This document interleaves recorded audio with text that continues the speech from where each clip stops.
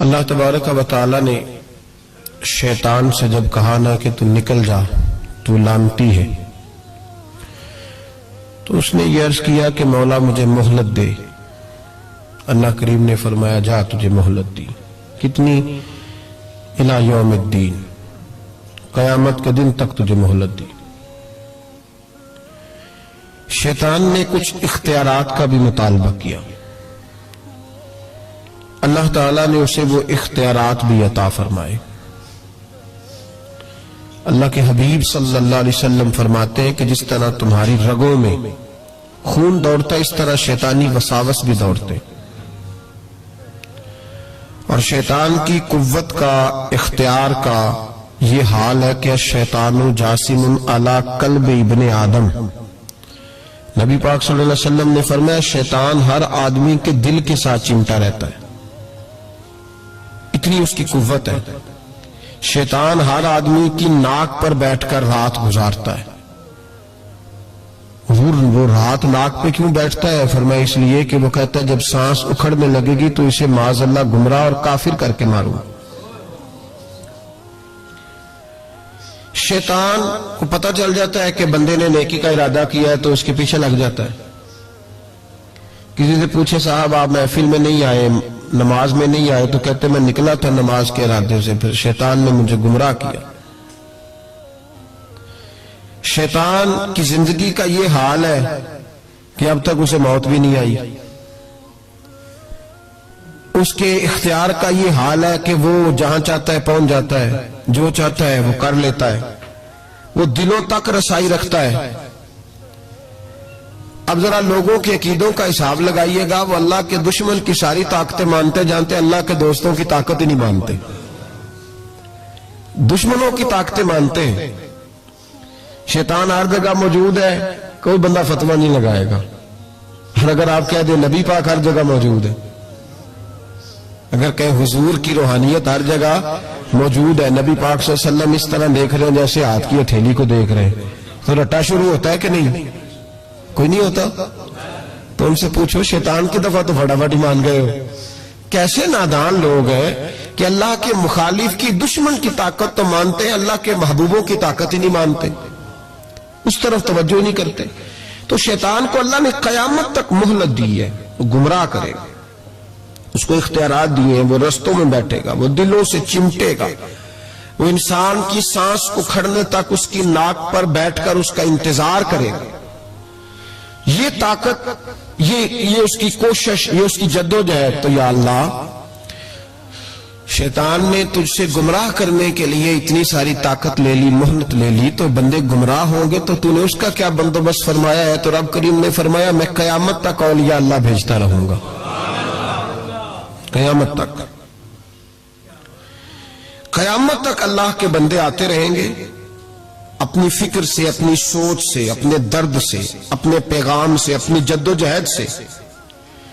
شیطان جتنی چاہے گمراہی پھیلائے، لیکن اللہ اجمیر میں ایک ولی بھیجے گا جو لاکھوں کو کلمہ پڑھا دیا کرے گا، ایک بندے کی برکت سے لاکھوں لوگ دین میں داخل ہو جائیں گے۔ ایک داتا علی اجمیری کی وجہ سے اللہ پورے بر صغیر میں اسلام کے قدموں کو مضبوطی عطا فرما دے۔ تو اللہ فرماتا ہے اگر میں نے دشمن کو اتنی اجازت دی ہے تو میں نے دوستوں کو بھی بڑی رحمتوں سے نوازا ہوا ہے۔ اللہ کے بندے، اللہ کے دوست، اللہ کے محبوب، ان کی گفتگو، ان کا انداز، ان کے پاس اٹھنے والے، بیٹھنے والے، ان کے ساتھ رہنے والے، ان کی بات سننے والے، انہیں ان کی باتوں سے خوشبو آتی ہے۔ وہ لوگ جب قریب ہوتے ہیں اور جب ان کے پاس اٹھتے بیٹھتے ہیں تو اس نور کی برکت سے شیطان کے سارے وار ضائع ہو جاتے ہیں، سارے وار۔ شیطان پوری جدوجہد کرتا ہے، کوشش کرتا ہے، لیکن اللہ کے ولی کی ایک بات، آج بیٹھے نا ہر گلی میں، ہر چوک میں شیطان، لیکن پھر بھی مسجد خالی نہیں کرا سکا، اس لیے کہ اگر شیطان کے پاس طاقت ہے تو رب رحمان کے بندوں کے پاس بھی بڑی طاقت ہے۔ تو یاد رکھ لے اولیاء اللہ کا وجود ہر زمانے میں رہا، ہر زمانے میں۔ یہ علیحدہ بات ہے کہ ہر شعبے کے اندر کمزوری آئی ہے تو یہاں بھی آئی ہے، لیکن ولی کبھی نہ ختم ہوئے ہیں نہ کبھی ختم ہوں گے، یہ موجود ہے ہر گلی میں، ہر نگر میں، ہر کونے میں۔ بات صرف اتنی ہے کہ لوگوں نے میری طرح تنقید کی اینک لگا لی ہے. ہم لوگ زاویہ نگاہ نہیں بدلتے, ہم زاویہ نظر نہیں بدلتے, ہم کمیاں دیکھتے ہیں, شر دیکھتے ہیں, خیر نہیں دیکھتے, ہم غلبہ نہیں اپنی طبیعت پہ عقیدت کا ڈالتے, اس لیے ہمارا نقصان ہوتا ہے. اور یہ بھی شیطان کا وار ہے, یہ بھی شیطان کا وار کہ وہ ہمیں کسی اللہ والے کے قریب جانے نہیں دیتا. تو یاد رکھیں نبی پاک صلی اللہ علیہ وسلم کی امت کے جو اولیاء ہیں ان ولیوں نے ہر زمانے میں ڈٹ کر شیطانی قوتوں کا مقابلہ کیا. نبی پاک صلی اللہ علیہ وسلم کے بعد آپ دیکھ لیں ایک ایک شخص ایسا ہوا ہے جس نے لاکھوں لوگوں کی ہدایت کا وہ بندہ ذریعہ بن گیا. امام جعفر صادق سے لے کر امام اعظم ابو حنیفہ تک, اور امام اعظم ابو حنیفہ سے لے کر امام شافعی, امام احمد بن حنبل تک, اور پھر حضرت جنید بغدادی, حضرت سری سختی, حضرت سیدنا معروف کرخی, اور سب سے بڑھ کر محبوب سبحانی حضور غوث پاک جیلانی رضی اللہ تعالی. آپ کبھی ان لوگوں کی فکر کو سمجھیں, ان لوگوں کے مزاج کو سمجھیں. ان کی باتیں ایسی ہوتی تھی کہ ایک ایک جملے سے دلوں میں انقلاب برپا ہو جاتا تھا, ایک ایک بات سوچ کے زاویے بدل دیتی تھی, افکار اور نظریات میں تبدیلی آ جاتی. وہ علیحدہ بات ہے کہ سارا رٹا 11ویں کا رہ گیا ہے, لوگ سمجھتے ہیں 11ویں اصل ہے, اسی پہ مناظرہ, اسی پہ. اور یہ بھی مخالفوں کی سازش ہے کہ وہ بزرگوں کی کچھ باتوں کو مناظروں کا رنگ دے کے ان کی اصل تعلیمات سے لوگوں کو دور کر دیتے ہیں. 11ویں تو ایک مستحب فعل ہے, 11ویں یعنی کرائے تو ثواب ہے, کوئی نہ کرائے تو گناہ. کتنے گھر ہیں جن میں 11ویں نہیں پکتی؟ کسی نے کبھی فتویٰ دیا ہے کافر ہو گئے معاذ اللہ, یہ گناہ گار ہو گئے. 11ویں, اور جو پکانے والے ان سے بھی ایک گزارش ہے کہ 11ویں مستحب ہے, اس کے لیے مسجدوں میں اعلان نہیں کرنے چاہیے, اس کے لیے فجر سے پہلے سپیکر نہیں کھول جانا چاہیے کہ سارا محلہ چندہ دے, 11ویں پکانی ہے. مستحب فعل ہے, اور مستحب کے لیے سوال کرنا منع ہے, منع ہے سوال کرنا. اعلیٰ حضرت نے لکھا ہے کسی نے عمرے پہ جانا ہے, دل تڑپ رہا, پھر بھی اس کے لیے سوال کرنا منع ہے. کسی کو کہہ نہیں سکتا کہ میں نے جانا ہے. حالانکہ نبی پاک کے روزے کی حاضری اگر کسی نے ایک دفعہ بھی نہیں دی, اعلیٰ حضرت فرماتے ہیں حضور کے روزے پہ جانا امت کے لیے واجب ہے. تو اس کے لیے جب سوال کی اجازت نہیں تو مستحب کام کے لیے لوگ سویرے سپیکر کھول لیتے ہیں اور جناب گلنے لگے ہوئے یہاں 11ویں کا حصہ ڈالو. تو 11ویں کا یہ مقصد نہیں. لنگر شریف تبرک ہے, برکت ہے, شفا ہے, سارا کچھ ہے, لیکن اس کے لیے سوال کرنے کی اجازت نہیں ہے. اپنی مرضی سے کچھ لوگوں کو توجہ اگر ہے اور وہ مل کے کوئی ایسا بندوبست کر لیتے ہیں تو اس میں منع نہیں, لیکن اس کو جو اس کا شریعت کے اندر درجہ ہے اس درجے میں رکھا جائے. اس میں مناظرے ہوتے ہیں, بحث ہوتی ہے. حالانکہ 11ویں اصال ثواب کی ایک قسم ہے, 11ویں اصال ثواب کی ایک, کل شریف بھی اصال ثواب ہے, 10واں بھی, 40واں اصال ثواب, یہ ساری قسمیں اصال ثواب کی ہیں. آپ کل شریف کہتے ہیں, ہندوستان والے تیجا کہتے ہیں. ہم اپنی سہولت کے لیے کل شریف کا ختم جا کے چوتھے دن بھی رکھ لیتے ہیں. کبھی کسی عالم نے کہا نہیں ہوتا کیونکہ مستحب ہے, اس کے لیے تعین وقت صرف سہولت کے لیے کیا جاتا ہے. تو 11ویں ایک اصال ثواب ہے. بہت سارے لوگ 11 ربیع ثانی کو کرتے ہیں, بہت سارے 12 کو کرتے ہیں, 14 کو کرتے ہیں, اور ہمیں محفل میں جانے کا موقع ملتا رہتا ہے. سارا سال ہی 11ویں پکتی رہتی ہے. لوگوں نے اپنی سہولت کے لیے وقت رکھا ہوا ہے, کسی نے 17 تاریخ رکھ لی ہے, کسی نے 18 رکھ لی ہے. تو غوث اعظم رضی اللہ تعالیٰ عنہ کی جو اصل چیز ہے وہ ان کی کرامت ہے. پھر ہمارے یہاں ایک اور بحث چلتی ہے کہ اللہ کے ولی کچھ دے سکتے ہیں کہ نہیں دے سکتے. اللہ کے ولی کچھ دے سکتے ہیں کہ, میں نے پہلے کہا ہے شیطان دے سکتا ہے, گمراہی پھیلاتا ہے. کبھی کسی بندے نے فتویٰ نہیں لگایا کہ مولانا یہ آپ کیا کہہ رہے ہیں. حالانکہ کسی بندے سے بھی پوچھو نا, وہ کام سارے خود کر رہا ہوتا ہے, ڈال شیطان کے رہا ہوتا ہے, وہ فارغ ہو جاتا ہے, کہتا ہے اس نے مجھے کرنے نہیں دیا. وہ خدا کے بندے تو قدم تو بڑھا, تو رب رحمان کا بندہ ہے, اور اللہ کے بندے شیطان سے طاقتور ہوتے ہیں. تو آگے بڑھنا, تو اس پہ کھاتے میں ڈال کے چپ کر گیا. اللہ کے ولی بڑا کچھ دیتے ہیں, اور جو اللہ کا ولی, سنو جملہ یاد رکھو, جو رب کریم کا بندہ دل میں رسول اللہ کی محبت ڈال دے, اس سے زیادہ بھی کوئی نایاب چیز ہو سکتی ہے. جس نے تیرے دل میں مصطفیٰ کا پیار ہی ڈال دیا ہے, وہ ابھی تک کہہ رہا ہے ملتا ہے کہ نہیں ملتا. تجھے مانگنے کا طریقہ نہیں آتا, ورنہ وہاں سے تو سارا کچھ ملتا ہے. اس کی وجہ کیا ہے؟ کرامت ہے. کیا اللہ کا ولی کس طرح دیتا ہے؟ اللہ کا ولی اللہ سے لے کے دیتا ہے. اور بات صرف اتنی ہے کہ اسے اللہ کو منوانا آتا ہے، اللہ کے ولیوں کو، اللہ کو۔ یہ نبی پاک کیا کریں گے، یہ شفاعت کیا ہے، حضور قیامت کے دن کیا کریں گے، اللہ کو منائیں گے۔ حضور فرماتے ہیں میں اللہ کو، شفاعت کا مفہوم کیا ہے؟ حضور سید عالم صلی اللہ علیہ وسلم فرماتے ہیں جب اللہ کرسی عدالت پہ بیٹھے گا جو اس کی شان کے لائق ہے، اگرچہ وہ بیٹھنے سے پاک ہے، جب وہ فیصلے کرے گا تو فرماتے ہیں میں سر سجدے میں رکھوں گا، میں روؤں گا، میں اللہ کو مناؤں گا۔ میں جب روؤں گا تو میرا رب کہے گا محبوب سر اٹھا، تو جیسے کہے گا ویسے ہی ہو جائے گا۔ تو بات یہ ہے کہ اللہ کے بندوں کو اللہ کو منانا۔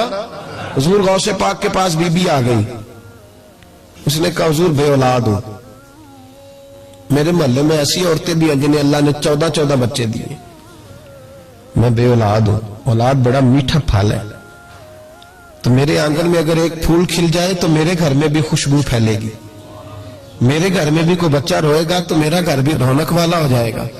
تو حضور میری ساس اب کہتی ہے رکھنا نہیں، اسے طلاق دے دینی ہے۔ میرا خاوند مجھے کہتا ہے میں مجبور ہوں، میں نے بڑا عرصہ تجھے نبھایا ہے، حضور میں غریب ہوں، میرے پہ نظر کرم ہو جائے، میرے لیے دعا کرے، میرا مالک مجھے ایک بیٹا دے دے۔ یوں ہاتھ اٹھائے غوث اعظم نے، کہے اللہ تیری بندی تیرا بندہ سمجھ کے آئی ہے، کیا لفظوں کا حسن ہے، کیا جملوں کی تاثیر ہے۔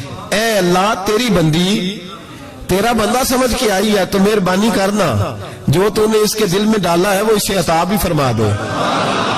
لفظوں کا، جملوں کی ترتیب دیکھیں، جو تو نے اس کے دل میں ڈالا ہے اسے عطا بھی کر دے۔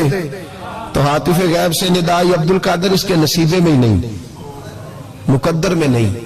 میں نے کہا انہیں منوانا آتا، جب کہا نہیں تو غوث پاک رو پڑے، کہنے لگے میں سمجھ گیا ہوں تو مجھے رسوا کرنا چاہتا ہے، تو مجھے رسوا کر دے، تو رسوا کرنا، تجھے نہیں پتا تھا عبد القادر کے پاس جا رہی ہے، تو مالک ہے، تو اس کے ارادے سے آگاہ نہیں تھا، مولا تو بے نیاز ہے، تجھے پتا تھا میرے پاس آ رہی ہے، ٹھیک ہے۔ یہ کہے گی لوگوں سے جا کے کہ میں عبد القادر کے دروازے تک ہو آئی ہوں، مجھے تو کچھ نہیں ملا، تو ٹھیک ہے مولا میں تیری رضا پہ راضی، تیری قضا پہ شاکر، ٹھیک ہے نہ دے میں راضی ہوں، تو مجھے رسوا کرنا چاہتا ہے۔ بس ابھی دعا ہو ہی رہی تھی کہ حاطف غیب سے ندائی عبد القادر تو بول کتنے بیٹے دوں، بولنا کتنے بیٹے دوں، خدا کے فضل سے ہم پر ہے سایہ غوث اعظم کا، ہمیں دونوں جہاں میں ہے سہارا غوث اعظم کا۔ کہا تو بول کتنے دوں، تو کہا یا اللہ چل ایک مانگنے آئی تھی مہربانی کر 7 عطا کر دے۔ 7، ایک بیٹا لینے آئی تھی، رب کریم نے اسے 7 بیٹے عطا فرمائے۔ وہ بھائی تجھے منوانا ہی نہیں آتا، تو اس رستے کا مسافر ہی نہیں، تو اس رستے کا مسافر ہی نہیں، تجھے منوانا ہی نہیں آتا۔ ہمارے بزرگ گزرے حاجی صاحب رحمت اللہ علیہ، تو مدرسہ ان کا چھوٹا تھا، کہتے تھے مجھ سے نہیں چندے مانگے جاتے، میرا چھوٹا ہی ٹھیک ہے، چھوٹا ادارہ تھا، تو لوگ بچہ داخل کرانے آتے ہیں، صاحب بچہ داخل کر لیں، کہتے گنجائش نہیں، جتنے کمرے تھے بچے داخل ہو گئے، جو سیانے بندے تھے انہیں پتا تھا، کہتے تھے ٹھیک ہے آپ نہ داخل کریں، ہم بد مذہبوں کے مدرسے میں داخل کرا دیتے، ہم بد مذہبوں کو، ٹھیک ہے آپ نہ کریں، ہمارے پاس ہے وہاں ایک مدرسہ پیٹنے والوں کا، وہاں داخل کرا دیتے ہیں۔ تو آج صاحب کہتے ہیں اور یار کڈو کوئی گنجائش ہوئے، اس کو رکھو کسی جگہ پہ، کوئی کمرہ دیکھو، میرے والے کمرے سے اٹھا لو۔ لوگوں کو انہیں منوانا آتا تھا، جن کو پتا تھا کس بات پہ مانیں گے انہیں منوانا آتا تھا۔ میں نے بریلی شریف میں یہ رنگ دیکھا ہے، جب کسی بات پہ بریلی کے بزرگ پریشان ہوتے اور کوئی آزمائش آتی ہے تو جو جاننے والے لوگ ہیں وہ کہتے ہیں چلو حضور کی کو نعت چھیڑ دو، جب نعت پاک چھڑ جاتی ہے تو چہرے کھلنے شروع ہو جاتے ہیں، وہاں توانائیاں بھول جاتے ہیں لوگ اپنے سارے گاؤں۔ جنہیں منوانا آتا ہے، اللہ کے ولی کا کمال یہ ہے کہ اسے رب کو منانا آتا ہے، وہ منوا لیتا ہے۔ اللہ اپنے فضل سے، اللہ کو مجبور کوئی نہیں کر سکتا، اللہ اپنے فضل سے اس کی بات مانتا ہے۔ کتب علی نفسہ الرحمہ، اپنے فضل سے مانتا ہے۔ تو حضور غوث پاک رضی اللہ تعالیٰ عنہ نے لوگوں کو بڑا نوازا۔ ایک شخص آیا، اس نے آ کے کہا حضور میرے ابا جی میں آپ کا مرید ہوں، عقیدت مند ہوں، رات میں نے باپ کو خواب میں دیکھا ہے، تو دوزخ کی آگ میں جل رہا ہے، میرا فوت ہونے والا باپ میں نے بڑی تکلیف میں دیکھا ہے۔ تو غوث اعظم رضی اللہ تعالیٰ عنہ فرمانے لگے میرے مدرسے میں آیا کرتا تھا، میری خانقاہ میں آتا تھا، میری محفل میں بیٹھتا تھا، حلقہ ذکر میں رہتا تھا، रहता था। तो उसने कहा हुजूर कभी कभी आता था, कभी कभी। गौसे आजम ने मुसल्ला बिछा लिया, कहा या अल्लाह तेरा वादा नहीं कि जो अहलुल्लाह के मजालस से जिक्र में बैठेगा तो उसे शकी नहीं करेगा, उससे सही। और ये मुस्लिम शरीफ की हदीस है। अब मसला ये बन गया, पहले सुन्नी दलील नहीं मांगता था, कहता ठीक है, अब सुन्नी भी कहता हो नहीं ये आप क्या कह रहे हैं, यहां हमारे अंदर भी कमी है। ना ना, अल्लाह के वली के मुंह से जो निकलता है वो रब की रिजा वाला जुमला होता है। मेरी अब तबीयत नहीं मानती, मैं बहक होने लगा हूं, मेरा नहीं तबीयत मानती कि अपने लोगों को दलीलें दी जाए। हम तो मानने वाले लोग हैं, हमारे लिए तो बुजुर्गों का इशारा बहुत काफी होना चाहिए। मौलाना अमजद अली आज़मी साहब आला हज़रत के खलीफा हैं, वो कहते हैं एक दिन मैंने तकरीर की, तकरीर के बाद एक शख्स ने मुझसे हवाला पूछा तो मैं सारी रात रोता रहा। मैंने कहा या अल्लाह, ये तेरे बंदे क्या समझते हैं कि हम झूठ बोलेंगे इनसे? जो मैं बात बयान कर रहा हूं मिंबर पे बैठ के वो गलत हो सकती है। फरमाते एक दफा जिंदगी में ऐसा हुआ तो मैंने रात रो के गुजार। ये क्या बात हुई? हमारे यहां अब इस कदर ज्यादा, जिस आदमी, एक बंदा कहने लगा बुखारी से खोल के दिखाएं, मैंने उसके आगे बुखारी रख दी, मैंने कहा पढ़ो, कहना मेरे को तो नहीं पढ़ी जाती। तो मैं कहा फिर तू इतबार कर, पढ़ी नहीं जाती तो फिर इतमाद कर। अजीब बात है कि हम जो मिंबर में बैठा हुआ है, मुसल्ले में बैठा हुआ है, उसे तो कम से कम दयानतदार जान ले, तो अपने अंदर से ये चीज खत्म करे। सुन्नी तो अकीदतमंद होता है, उसकी तबीयत, उसके तो मिजाज के अंदर लताफत होती है, वो तो हल्के से जुमले से मुस्कुरा के सारा कुछ मान जाया करता है। तो ये जो प्रोपेगेंडे का आप शिकार हो रहे हैं, इससे बाहर आए। बहरहाल बात बयान कर देता हूं।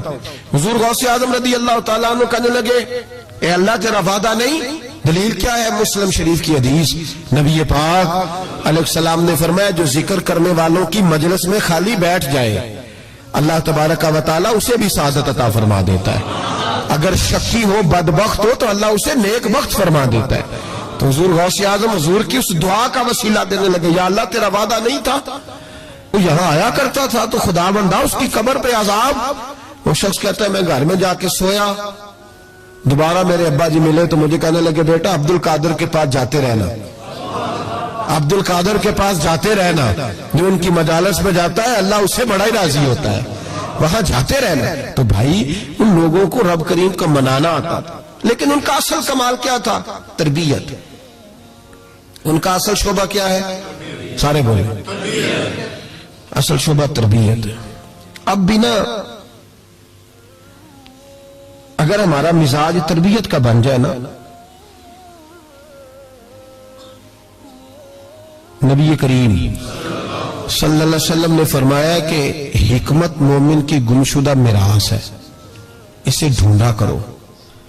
कहीं से ना कोई चीज, शेख शहाबुद्दीन सुहरवर्दी कहते थे मैंने अपना प्याला सारी जिंदगी यूं रखा है, किसी अल्लाह वाले के पास गया हूं तो इस तरह प्याला खुला रखा है, और कहते हैं मैं जहां भी गया हूं ना कुछ लेके ही आया, कुछ ना कुछ। आप यहां किसी बंदे को कभी बिठाए, उसको कहें कि तू कराची से लेकर पेशावर तक अल्लाह के वलियों की, उलमा की दरबारों की बात बता, वो हर जगह से 6-7 नुक्स निकाल के लाएगा। उधर ऐसे होता है, उधर ऐसे होता है, उधर ऐसे होता है, उधर ऐसे होता है। आप किस चक्कर में लगे हुए? हमने तो अपने हिस्से की खैर इकट्ठी करनी। क्यों वो वाली ऐनक लगाई है जिस ऐनक पे हमने गर्द तनकीद की डाल ली है? लोग और सारी जिंदगी तनकीद करने वाला अंदर से खाली है, उसकी जिंदगी इस तरह है जिस तरह पागलों की होती है, बोल बोल के और तनकीद कर कर के उसने अपने दिल की जमीन बंजर कर ली है, कोई शय हाथ नहीं आई।